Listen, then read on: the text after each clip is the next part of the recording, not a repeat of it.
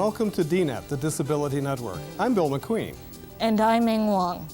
Traditionally, many societies have associated disability with sickness, and that relationship has been reinforced by medical and scientific establishments and their search for cures. Within the last part of this century, there's been a shift away from that approach to disability. People have been making progress in the areas of access, accommodation, and independent living. But recently, there's been a reemergence of the focus on finding cures. Where should we be placing our emphasis? Later on today's show, we'll hear two opinions on the topic. Also in today's program, we have something of interest for those of you still planning your Christmas shopping. A new catalog features gifts for children with disabilities. First, here are some highlights of disability stories from the last few weeks. When the overhaul of federal social policy was announced almost 2 years ago, people with disabilities became aware of the possibility of major changes that could have a direct impact on their lives.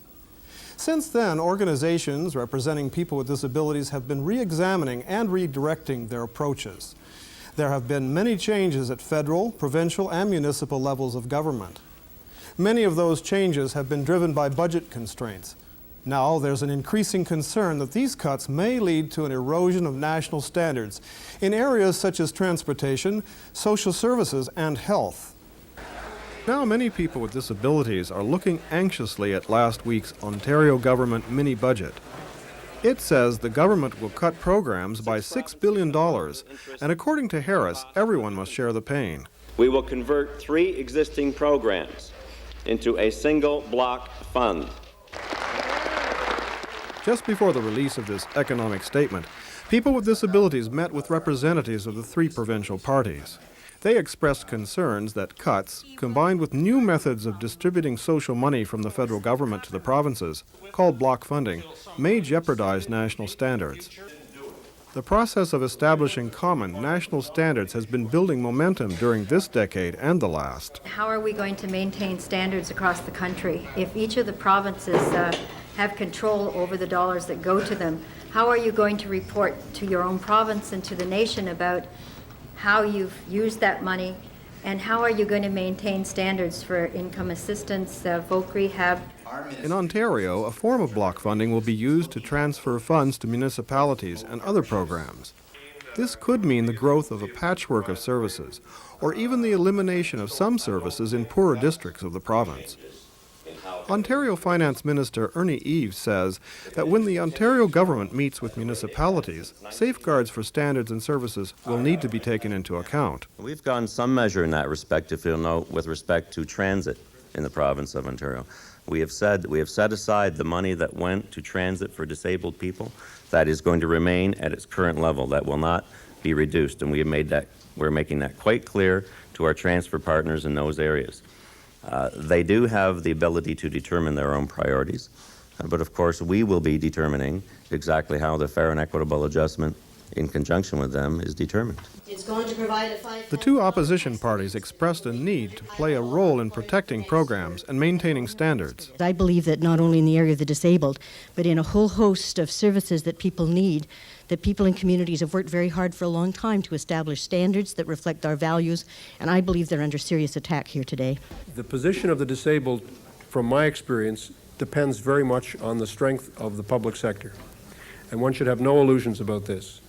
The disabled people are affected in greater numbers and out of all proportion every time you cut back a service. You cut it back in education, you cut it back in housing, you cut it back in health care, you cut it back in transportation.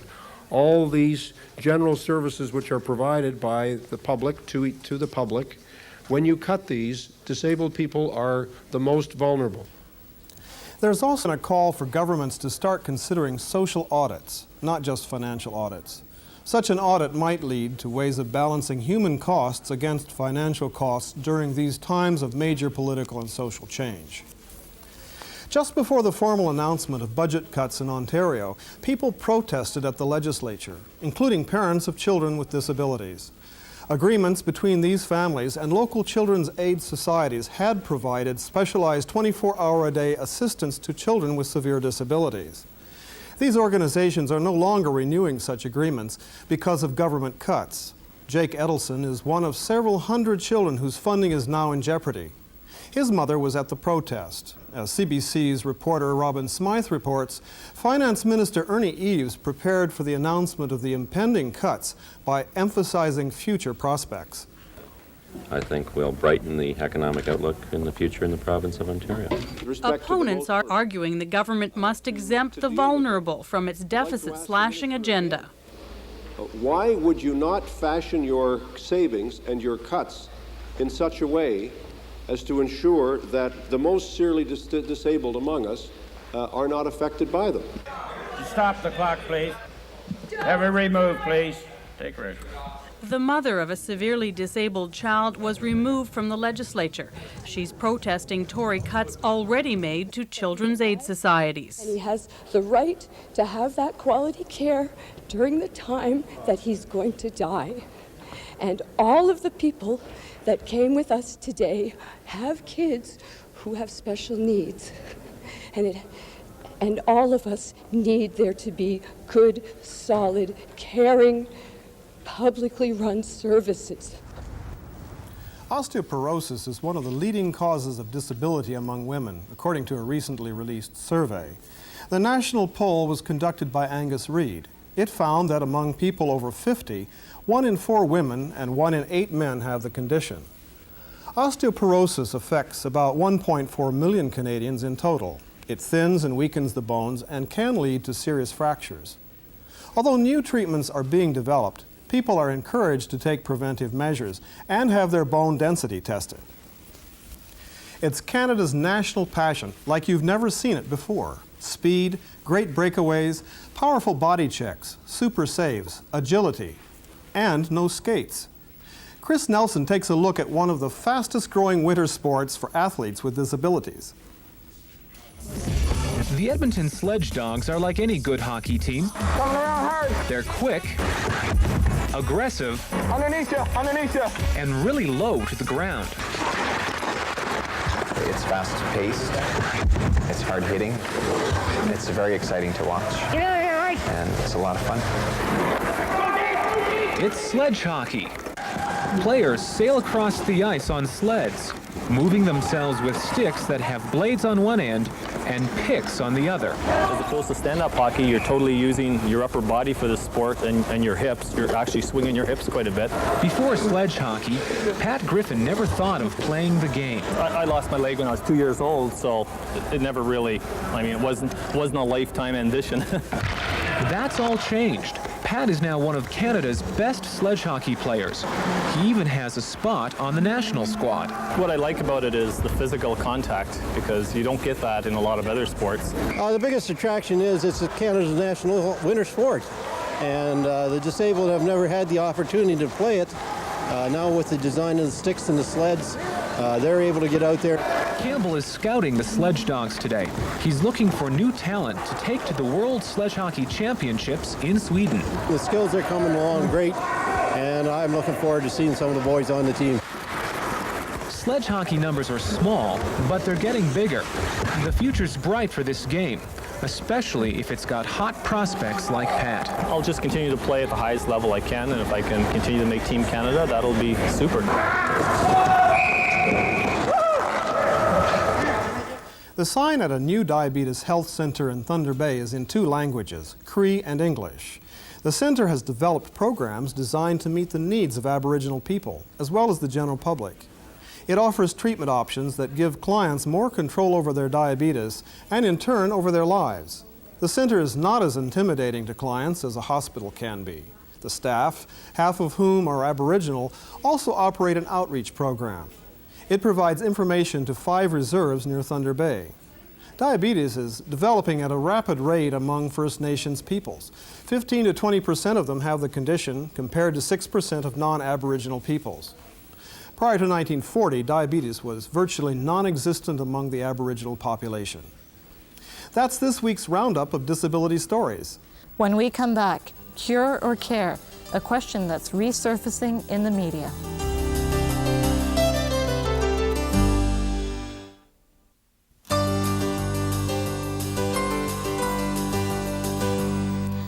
Until recently, many disabilities were brought on by diseases, but scientific research made great strides in the development of vaccines, medication, and cures. In the last few decades, there's been a shift in focus for people with disabilities, with efforts being redirected towards access, accommodation, and integration. Lately, the cure approach has regained some of its prominence in the media. During the summer, actor Christopher Reeves became quadriplegic as a result of a riding accident.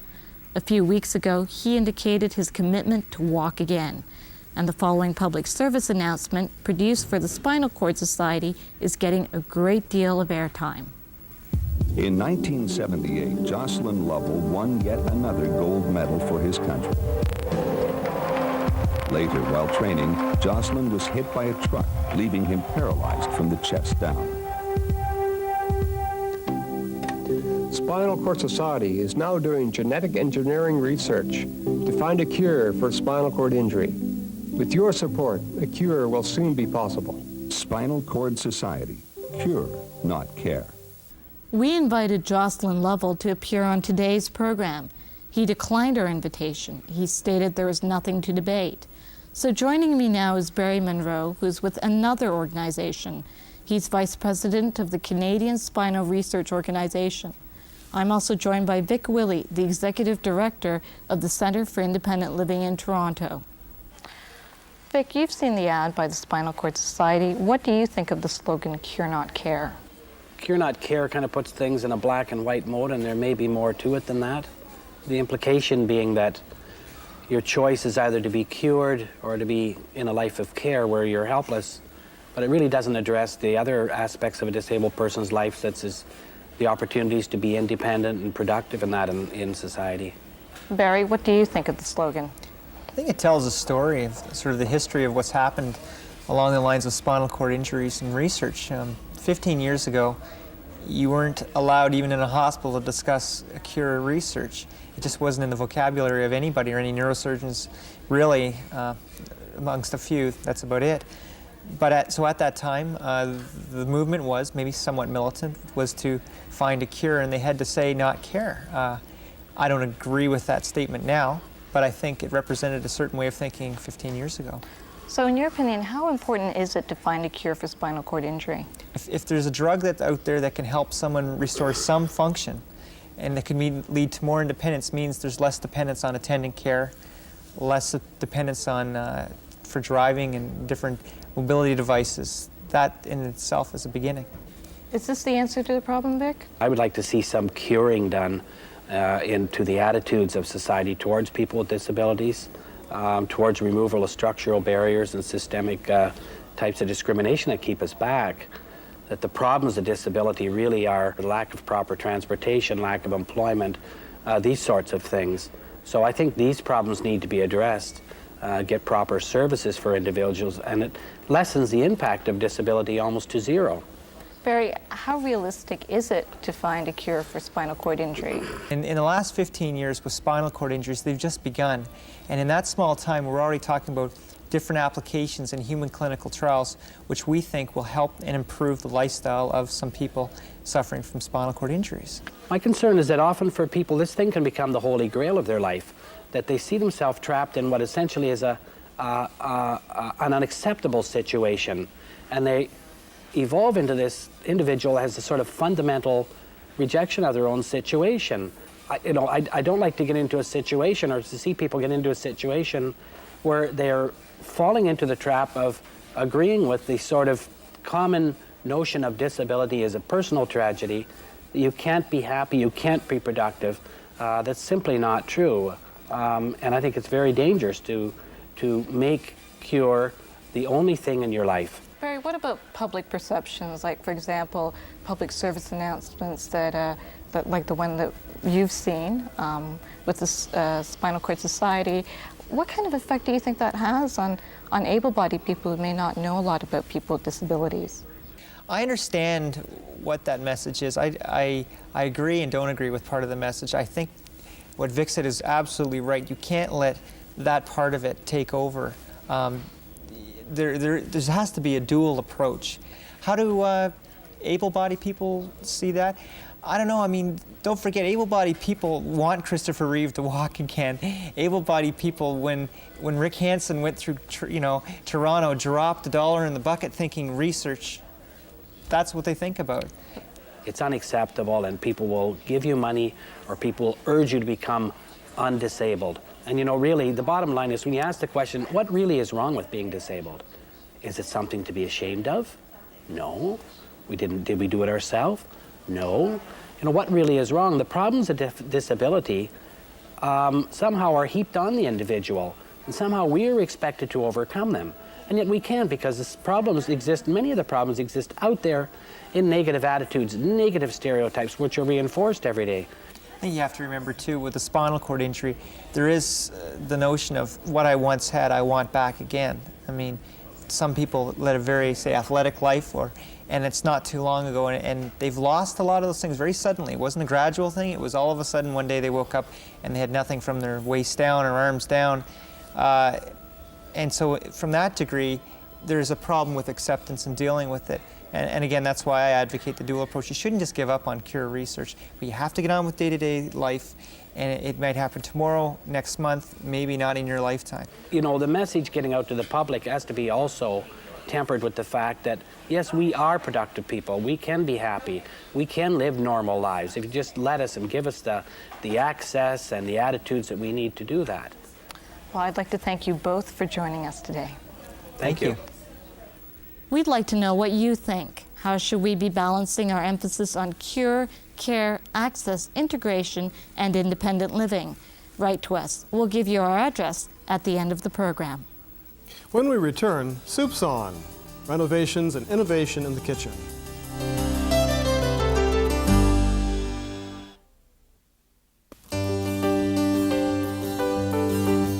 This program is brought to you in part by the Royal Bank of Canada, serving Canadians for 126 years, one customer at a time. Ian Parker and Lisa Bendel have been hard at work building their dream home. They're a Toronto couple we've been following for the past few weeks as they renovate their home. They've almost finished their renovations, and they're putting the final touches in place. Today, we'll see how they've modified their kitchen.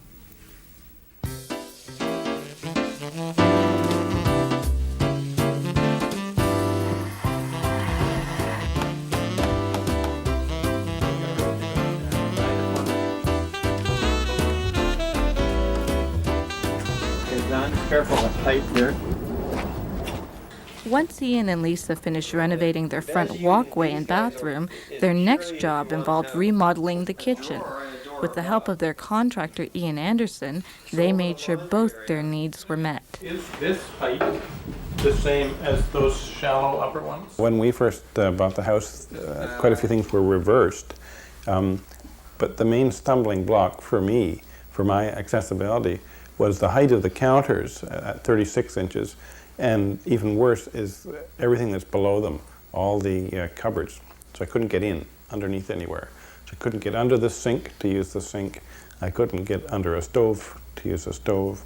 And I didn't have any counter space to work at. I also had a few obstacles because the ceilings are very high and the cupboards were very high, and it seemed like the cupboards I could reach were really the shortest ones, so I couldn't get at any of these cupboards. So we considered lowering all of the cupboards as we lowered the counter and reconfiguring the cupboards to be more convenient, because I would lose all my storage space underneath. Mm-hmm.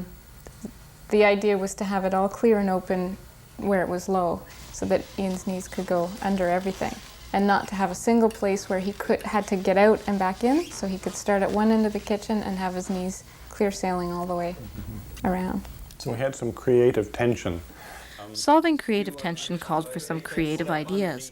Instead of starting from scratch, Ian and Lisa decided to work with what they had. We simply decided that we would keep as much cupboard as was here and just reconfigure it, which is what we did. So we didn't even have to put in a lot of new stuff, but we moved it around. So it was sort of an illusion. I thought there wasn't much storage space upwards, but there actually was. It just wasn't in a very practical configuration. So that in fact, by bringing the cupboard down, because the counter was coming down, the storage space that was above was all of a sudden more useful to Lisa. There's my wheelchair.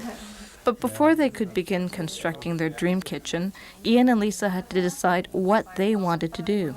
We went on the computer and had like exact replicas of all the major components, the washer and the dryer and the fridge, the sink, and just moved them around on the computer and tried all these different layouts. Once they had the right design, they started to make changes to the kitchen, always keeping universal design in mind.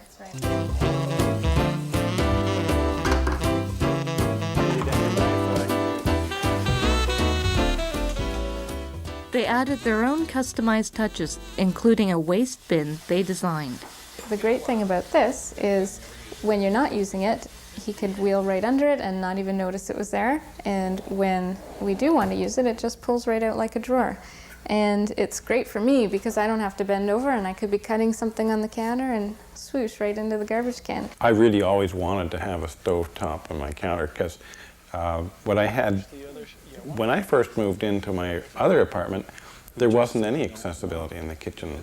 So with a beautiful countertop thing, you can slide things. I don't have good good grip in my hand, but I can manage to slide things around this way. So it's great. I can cook now. Yeah. So the first thing I cooked was popcorn. I love popcorn. I cooked popcorn for Lisa and her family.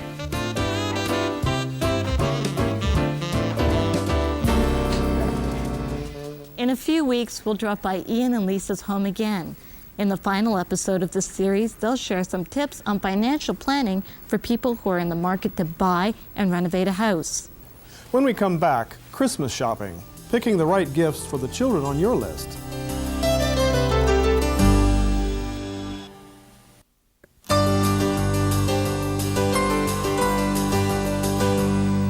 It's that time of year again. Shoppers are racing to stores in search of that perfect gift for friends and family. This year, Toys R Us has made shopping for kids with disabilities a little easier. The Toy Guide for Differently Abled Kids was designed to help parents select toys for their disabled child. The guide has symbols that describe how a toy can benefit a child. It also shows how certain toys can help children learn specific skills. The catalog is new to Canada. It was introduced a few years ago in the States by Toys R Us. They created the guide in response to parents who were in search of the right kind of toys for their disabled kids.